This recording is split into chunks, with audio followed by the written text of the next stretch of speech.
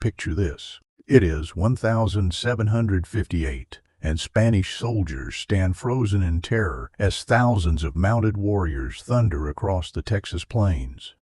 For 2 centuries, Spain had conquered empires from Mexico to Peru. But here, on the windswept grasslands of North America, they faced an enemy they simply could not defeat. These were not just raiders, they were the Comanches, and they had built something historians now call the Comanche Empire. This is the story of how a small band of mountain dwellers became the most formidable mounted warriors the world had ever seen. The Comanche story challenges everything we think we know about Native American history. While textbooks often portray indigenous peoples as victims of European expansion, the Comanches wrote a different chapter. They did not just resist colonization. They built their own empire, forced European powers to negotiate on Comanche terms, and fundamentally reshaped the history of North America. T.R. Fehrenbach's groundbreaking work, Comanches, The History of a People, reveals a civilization that most Americans never learned about in school. This is not a tale of tragic victims. It is the complex story of a people who seized a moment in history, transformed themselves completely, and dominated their world with military brilliance and cultural adaptation. The people who would become the Comanches began as Shoshonean-speaking bands living in the harsh regions of what is now Wyoming and Montana. They called themselves Numunu, meaning the people. Life in the Rocky Mountain highlands was brutally difficult. They survived by hunting small game, gathering roots and berries, and moving constantly with the seasons. Everything changed around 1700 when horses arrived. Spanish colonizers had brought horses to the Americas, but the 1680 Pueblo Revolt scattered thousands of these animals northward. For the Shoshonean bands, horses were revolutionary. Animals that took hours to hunt on foot could now be run down in minutes. Most importantly, buffalo herds on the southern plains became accessible. But these mountain people did not just adopt horses. They became obsessed with them. Young boys learned to ride before they could walk properly. Warriors developed techniques for shooting arrows at full gallop with devastating accuracy. As they mastered horsemanship, they migrated south and east onto the Great Plains, where buffalo herds were immense and grass grew thick enough to sustain thousands of horses. These lands were not empty. Apache bands had dominated the region for generations. The confrontation was brutal. The newcomers, now calling themselves Comanches, attacked with speed and ferocity that stunned their enemies. Apache camps were struck at dawn, their inhabitants scattered, their territories seized. By the mid-1700s, the Comanches controlled the southern plains. By the 1750s, the Comanches controlled a vast territory called Comancheria. It stretched from the Arkansas River to central Texas, from the Rocky Mountains into Oklahoma. This was not just land they wandered, it was land they dominated and defended with remarkable efficiency. Their rise was built on several factors. First, their mastery of horses was unparalleled. A Comanche warrior typically owned 5 to 10 horses. They could change mounts during long pursuits, ensuring fresh horses while enemies exhausted themselves. Spanish accounts describe Comanche warriors hanging off the side of galloping horses, using the animal's body as a shield while shooting arrows underneath its neck. Second, they understood buffalo hunting as both sustenance and industry. The Comanches became wealthy, trading buffalo products, horses, and captives to Spanish and French outposts. Third, they were pragmatic diplomats when it served their interests. In 1785, after decades of warfare with Spanish Texas, the Comanches negotiated a peace treaty. This was not surrender, it was strategy. Peace with the Spanish gave them secure trading partners while they raided deep into Mexico.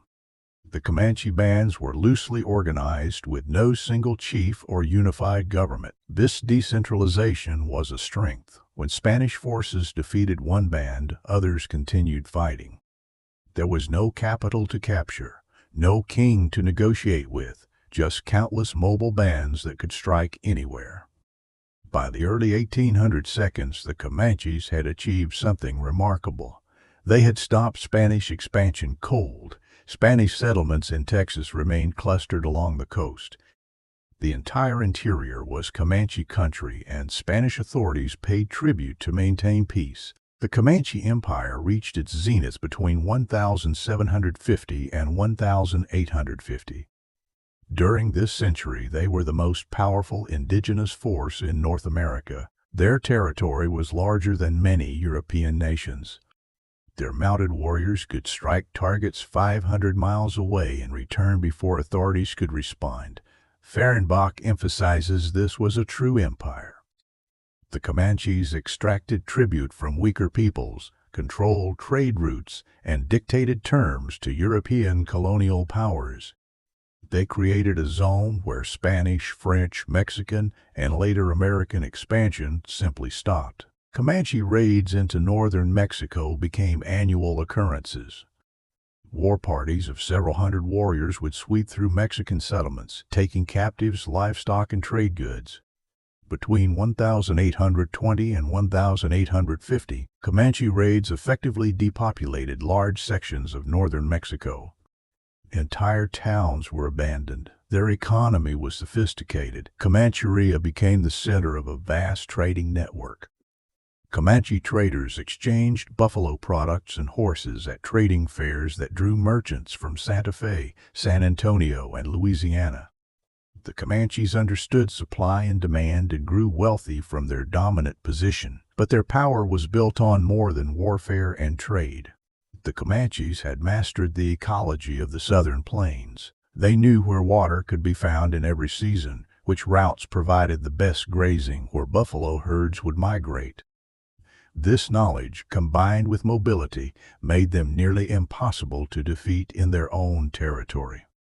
Yet this empire contained the seeds of its own vulnerability. The Comanches' power rested on buffalo herds, horses, military superiority, and weak enemies.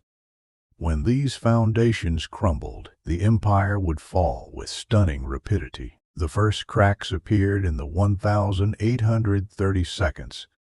Texas gained independence in 1836, and the new republic took a dramatically different approach. Texas Rangers, mounted frontiersmen as skilled as the Comanches themselves, began aggressive campaigns. For the first time, the Comanches faced opponents who could match their mobility. Then came the technological revolution. In the 1842, Samuel Colt perfected the revolving pistol.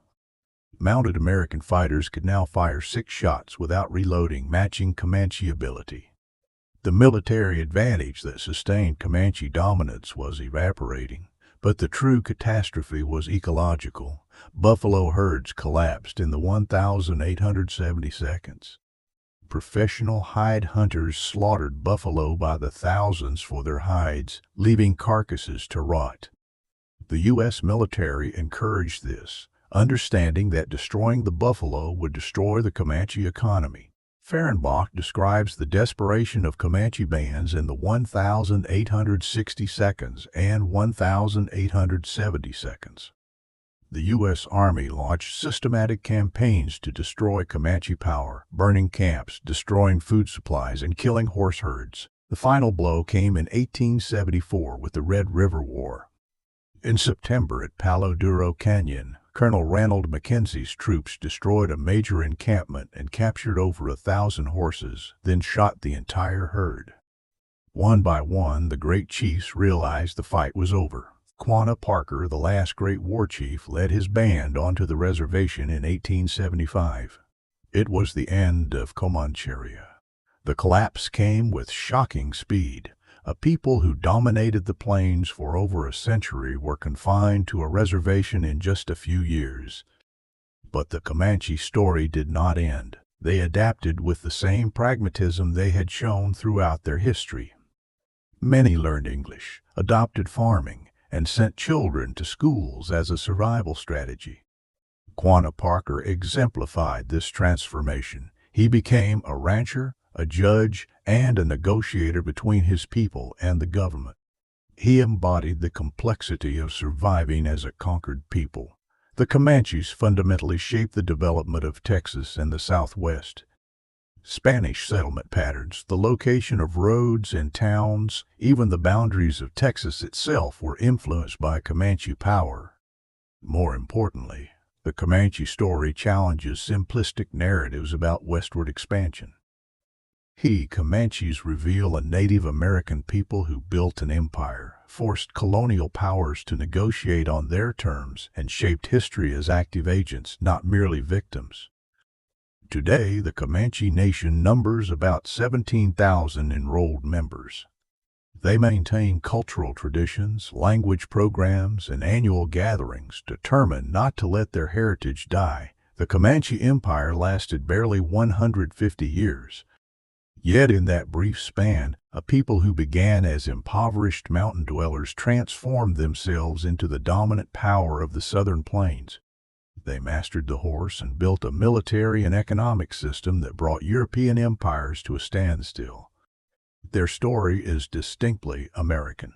It is about adaptation, transformation, and the exercise of power. It is about a people who seized an opportunity and changed history. When we remember the Comanches, we should remember them as they were, masters of their world, creators of an empire, and a people who left an indelible mark on the history of North America. The plains may be fenced now, the buffalo gone, and the empire vanished.